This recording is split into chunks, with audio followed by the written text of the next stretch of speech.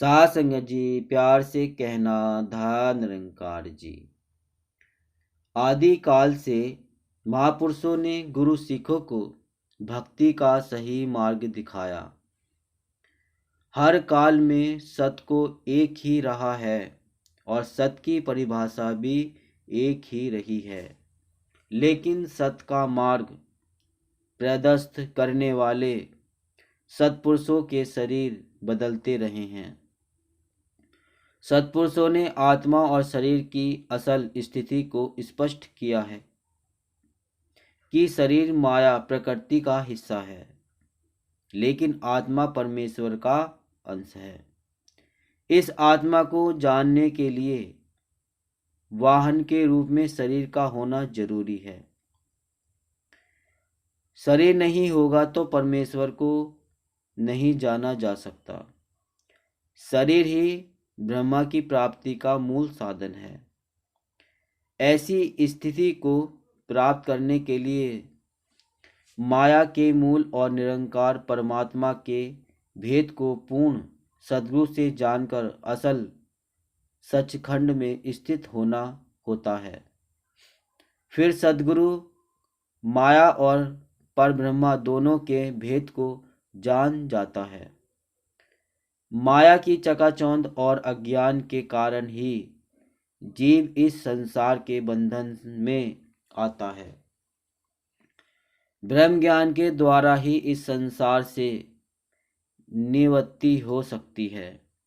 मन की सभी मनुष्यों के बंधन एवं मोक्ष का प्रमुख कारण है। इच्छाओं और कामनाओं के संकल्प में लिप्त मन बंधन का और कमाना व संकल्प से रहित मन मोक्ष का कारण कहा गया है। शरीर के रहते यह मृत्यु से ग्रस्त है, लेकिन आत्मा का निवास स्थान और वाहन भी यह शरीर ही है। स्वयं को शरीर मान लेने पर परमात्मा आत्मा निश्चय ही प्रिय और अप्रिय से ग्रस्त होती है, और ऐसा न होने पर इसे प्रिय और अप्रिय स्पर्श तक नहीं कर सकते। जीव तथा ब्रह्मा एक ही हैं। मन और बुद्धि के अज्ञान के कारण ही जीव बंधन में पड़ जाता है, जबकि संकल्प और कामनाओं से रहित जीव बंधन मुक्त हो जाता है। पर ब्रह्मा और माया के भेद को जानने के लिए सत्पुरुषों ने जागृत, स्पंद, सुषुप्त और तुरीय अवस्था का उल्लेख उपनिषदों में इस प्रकार किया है। जागृत अवस्था। सासंगत पहला जागृत अवस्था यह अवस्था शरीर की 5 ज्ञानेंद्रियों नाक कान जीभ आँख त्वचा, 5 कामेंद्रियों हाथ पैर मुंह गुदा और लिंग, और 4 अंतकरण मन बुद्धि चित्त अहंकार अर्थात इंद्रियां और अंतकरण, इन 14 कारणों द्वारा शरीर में आत्मा जिस अवस्था में शब्द स्पर्श रूप रस गंध आदि विषयों को ग्रहण करती है, उसको शरीर की जागृत अवस्था कहते हैं। सत्संग दूसरा है स्वप्न अवस्था। इस अवस्था को अर्धचेतन अवस्था भी कहा जाता है।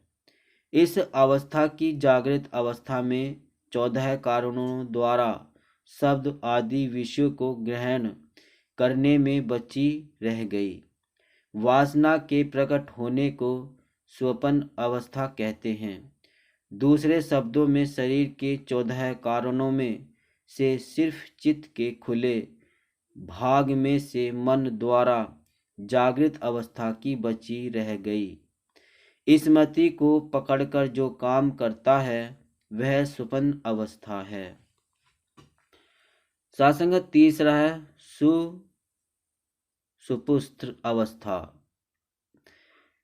शरीर की इन इंद्रियों के शांत हो जाने पर विषय ज्ञान नहीं रहता और इंद्रियां शब्द आदि विषयों को ग्रहण नहीं करती, अर्थात शरीर और सभी इंद्रियों का पूर्ण ठहराव सुषुप्त अवस्था है। सासंगत चौथा है तुरीय अवस्था। उपरोक्त तीनों अवस्थाओं की उत्पत्ति और लय का ज्ञाता तथा स्वयं उत्पन्न और विनाश से सदैव परे रहने वाला जो नित्य साक्षी भाव में स्थित चैतन्य है, उसी को तुरीय चैतन्य कहते हैं। ऐसी अवस्था का नाम तुरीय अवस्था है। सत्संगत पांचवा तुरीयातीत अवस्था। जैसे तुरीय अवस्था में केवल साक्षी चैतन्य भाव ही रहता है, सृष्टि का भाव तिरोहित हो जाता है, वह केवल एक चैतन्य साक्षी आत्मा ही शेष रहती है।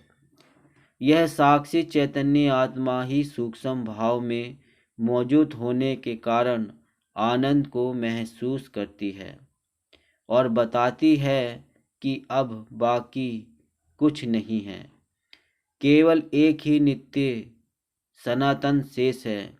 इसमें साक्षी भाव आत्म तत्व देखने वाला सूक्ष्म रूप में होता है, तभी तो बताता है कि आनंद क्या है। तुरीय अवस्था में सृष्टि की मौजूदगी नहीं रहती, केवल परब्रह्म शेष रह जाता है। पर तुरीयातीत अवस्था में यह सचखंड ही रहता है। देखने वाला दृष्टा और दिखाने वाला दृश्य के भाव को समाप्त होते ही है। इसमें साक्षी भाव चैतन्य भी पूर्ण रूप में इस एक परब्रह्मा परम सत्ता में विलीन हो जाता है। यहाँ पर बताने वाला, देखने वाला, दिखने वाला, महसूस करने वाला चैतन्य सब कुछ परब्रह्मा में विलीन हो जाता है। इसी भाव को सत्पुरुषों ने कहा है, सच खंडी वैसे निरंकार करु, करी करी वैखे नदरी निहाल। सासंगत यहाँ केवल एक ही जिक्र रहता है, बाकी सब तिरोहित हो जाते हैं, क्योंकि यहाँ अंड पिंड ब्रह्म ज्ञान ब्रह्मांड को देखने वाला साक्षी भी इस एक परब्रह्मा में लीन हो जाता है। इस अवस्था के प्राप्त होने पर सत्पुरुषों ने इसको परमानंद की अवस्था का नाम दिया है। गुरु सिख जागृत अवस्था में तुरीय अवस्था की तरह सत्य रूप, चैतन्य रूप और आनंद रूप में जीता है, लेकिन तुरीयातीत अवस्था में गुरु सिख अंदर से ठहराव, अचल अडोल, केवल शून्य रूप हो जाता है। सत्संगत ये है उपनिषदों में अवस्थाएं जो हमने सीखी और समझी, और ज्ञानवर्धक एक संदेश जो हमें एक सीख मतलब ज्ञान दे रहा है कि किस तरह हम अपनी अवस्था को बनाए रख सकते हैं। तो साथ संगत अगर नहीं किया अभी आपने अभी तक चैनल को सब्सक्राइब, तो संदेश निरंकारी का चैनल को सब्सक्राइब कर दीजिए और बेल आइकन प्रेस कर दीजिए। बड़े प्यार से कहना, धन निरंकार जी।